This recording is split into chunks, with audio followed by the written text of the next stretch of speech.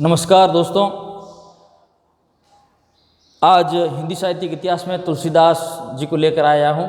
युग चेतना YouTube channel पर आपका हार्दिक स्वागत अभिनंदन है। देखिए, हम तुलसीदास पढ़ रहे हैं राम भक्ति काव्य धारा में। तुलसीदास आज और कल इनकी पूरी रचनाओं को लेकर कंप्लीट कर लेंगे। आगे राम भक्ति धारा में नेक्स्ट कवि के बारे में चर्चा करेंगे। देखिए, ये हमारे स्पेशल तौर से आरपीएससी द्वारा कॉलेज प्राध्यापक भर्ती परीक्षा 2023 के लिए चलाई जा रही एक निःशुल्क मुहिम है। इसमें पीजीटी टीजीटी वाले भी छात्र छात्राएं पढ़ सकते हैं, जो चाहे स्टेट गवर्नमेंट हो, केंद्रीय विद्यालय, केवीएस, एनवीएस, डीएसएसबी कोई भी हो, वो भी अध्ययन कर सकते हैं। और स्पेशल तौर से पेपर फर्स्ट और पेपर सेकंड कॉलेज प्राध्यापक के लिए चलाई गई एक निःशुल्क मुहिम है। युग चेतना यूट्यूब चैनल को आप विजिट करें, अपने दोस्तों के साथ शेयर करें, अच्छा लगे तो कमेंट करें, और आपका कोई सुझाव है तो कमेंट बॉक्स में कमेंट करके मुझे बताएं। देखिए, मैं आज शुरू कर रहा हूँ गोस्वामी तुलसीदास।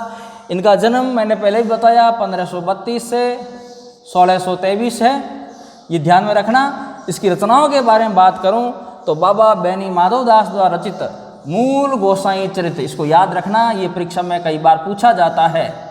ये कई बार परीक्षा में पूछा जाता है, बाबा बैनी माधवदास द्वारा रचित ग्रंथ का क्या नाम है?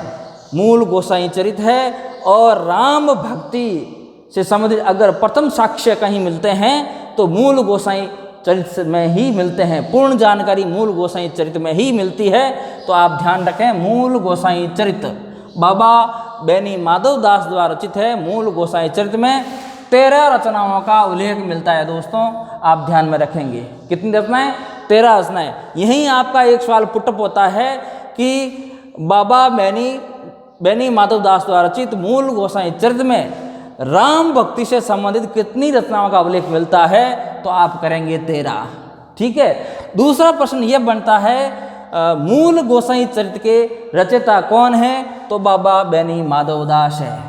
तीसरा प्रश्न यह बनता है कि अगर राम भक्ति से संबंधित फैक्ट तथ्य और फैक्ट जानकारी किस ग्रंथ में मिलती है? तो आप करें मूल गोसाई चरित्र। ठीक है, कंप्लीट। आगे मैं बात करूं राम गीतावली और कृष्ण गीतावली, ये दोनों रचनाएं संवत 1628 में लिखी गई तुलसीदास जी के द्वारा। इनके अनुसार, मूल गोसाई चरित्र के अनुसार अगर बात करें तो तुलसीदास जी ने राम गीतावली और कृष्ण गीतावली दोनों रचनाएं संवत 1628 में लिखी। आगे मैं बात करूं रामचरितमानस की रचना संवत 1631 में हुई है। संवत की बात कर रहा हूं दोस्तों, मैं सन की बात नहीं कर रहा हूं। सन 57 इसमें से आप घटा लीजिए, अपने आप आ जाएगा। तो मैं संवत की बात कर रहा हूं। रामचरितमानस की रचना सन 1631 में हुई। विनय पत्रिका, नहचू रामलला, पार्वती मंगल, जानकी मंगल, ये रचनाएं संवत 1639 में रची गई। ध्यान रखना, जैसे मैंने लिखा है उस तरीके से ही आप अपनी कॉपी में दोस्तों लिख लीजिएगा। विनय पत्रिका, नहचू रामलला, पार्वती मंगल और जानकी मंगल, यह संवत 1639 में लिखी गई रचनाएं हैं। ठीक है ना। अगर मैं दोहावली की बात करूं दोस्तों, तो दोहावली 1640 में लिखी गई है, संवत 1640। और सतसई की मैं अगर बात करूं तो संवत 1642 में लिखा गया ग्रंथ है तुलसीदास जी के द्वारा। ये सारा तथ्य हमें मूल गोसाई चरित्र जो बाबा बैनी माधवदास द्वारा रचित है उसमें से मिलता है। 13 रचनाएं 9 हो गई।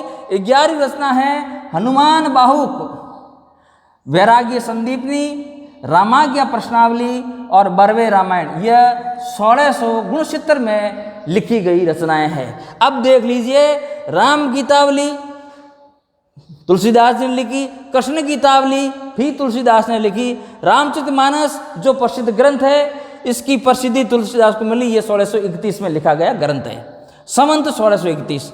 विनय पत्रिका भी तुलसीदास द्वारा लिखा गया है 1639 में। नहचू रामलला 1639, पार्वती मंगल 1639 और जानकी मंगल 1639 में लिखा गया ग्रंथ है। दोहावली संवत 1640 में लिखा, सतसई 1642 में लिखा। हनुमान बाहुक भी 1669 में लिखा। तुलसीदास जी को बाहु में पीड़ा हो गई थी तो हनुमान जी से अनुनय विनय किया, वो अनुनय विनय हनुमान बाहुक के रूप में दोस्तों लिखा है। इस बात को ध्यान रखना।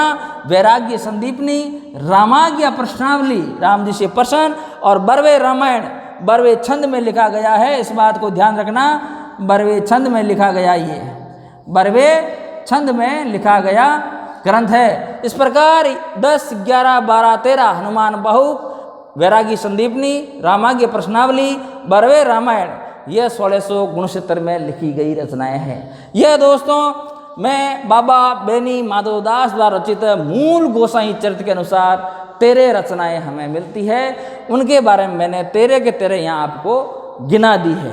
आप इसका स्क्रीनशॉट लें और अपनी कॉपी में लिखें। अगली कक्षा में मैं इन रचनाओं में क्या क्या प्रशंसा है, कौन सी रचना अधिक महत्वपूर्ण है और हमें उनके ऊपर ध्यान रखना है, बरवे रामायण में कितने बरवे हैं, इसके बारे में अगली कक्षा में चर्चा करूंगा। तब तक मुझे इजाज़त दीजिए। नमस्कार, धन्यवाद।